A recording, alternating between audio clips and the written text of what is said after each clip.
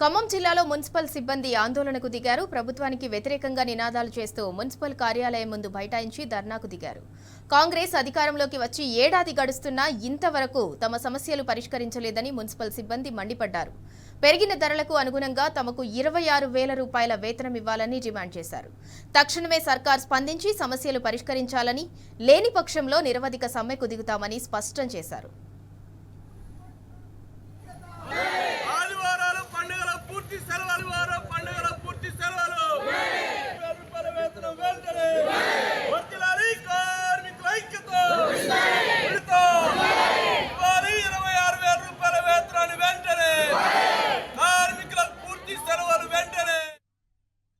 పాలకులకు భిన్నంగా నేను వేతనాలు పెంచుతలే మనకి గత ఎన్నికల వాగ్దానం సందర్భంగా హామీ ఇచ్చాను.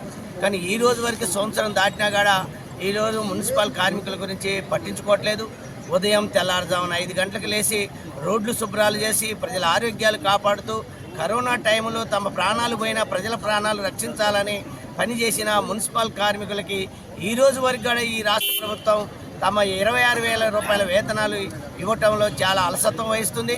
అదేవిధంగా పండుగలు వచ్చినా పబ్బాలు వచ్చినా కార్మికులు ఇంటికాడ పండుగ చేసుకోకుండా రోడ్ల మీద పని చేపిస్తున్న ఈ ప్రభుత్వం, గత ప్రభుత్వం వెంటనే మున్సిపల్ కార్మికులకి సుప్రీంకోర్టు తీర్పు ప్రకారం 26,000 ఇవ్వాలని కూడా ఈ సందర్భంగా మేము డిమాండ్ చేస్తున్నాం. లేని వల్ల భవిష్యత్తులో రాబోయే కాలంలో అన్ని సంఘాల ఆధ్వర్యంలో పెద్ద ఎత్తున ఆందోళన చేస్తామని కూడా ఈ ప్రభుత్వాన్ని హెచ్చరిస్తున్నాం. ఈరోజు తెలంగాణ రాష్ట్ర వ్యాప్తంగా మున్సిపల్ కాంట్రాక్ట్ అవుట్సోర్సింగ్ పద్ధతిలో పనిచేసేటువంటి కార్మికులకి కనీస వేతనం 26,000 రూపాయల వేతనాన్ని అమలు చేస్తూ జీవోని విడుదల చేయాలని చెప్పేసి డిమాండ్ చేస్తూ రాష్ట్ర వ్యాప్తంగా ఈరోజు ఆందోళన నిర్వహిస్తా ఉన్నాం. కాంగ్రెస్ ప్రభుత్వం ఎన్నికల ముందు మున్సిపల్ కార్మికులు టీఆర్ఎస్ ప్రభుత్వంలో కార్మికులు సమ్మె చేస్తూ ఉంటే ఈ కార్మికులతో వెట్టిచాకరీ చేయిస్తున్నారు, కార్మికులకు అన్యాయం చేస్తున్నారు, కాబట్టి ఈ బీఆర్ఎస్ ప్రభుత్వాన్ని ఓడించండి, కాంగ్రెస్కి అధికారం ఇవ్వండి అని చెప్పేసి ఆ రోజు ఇప్పుడున్న ముఖ్యమంత్రి కానీ అట్లే ఎమ్మెల్యేలు కానీ వీళ్ళందరూ కూడా మేము నిరసన దగ్గరికి వాళ్ళు వచ్చి మాట్లాడిన సందర్భంలో చెప్పారు. ఇవాళ అధికారంలోకి వచ్చిన తర్వాత కాంగ్రెస్ ప్రభుత్వం సంవత్సరం పూర్తయింది. ఈ సంవత్సరంలో ఏ రోజు కూడా మున్సిపల్ కార్మికుల వేతనాల గురించి కనీసం మాట వరుసకు కూడా ప్రస్తావన తీసుకురావట్లేదు. ఏంటంటే మా ఆర్థిక పరిస్థితి బాగాలేదని చెప్పేసి అంటూ ఉన్నారు.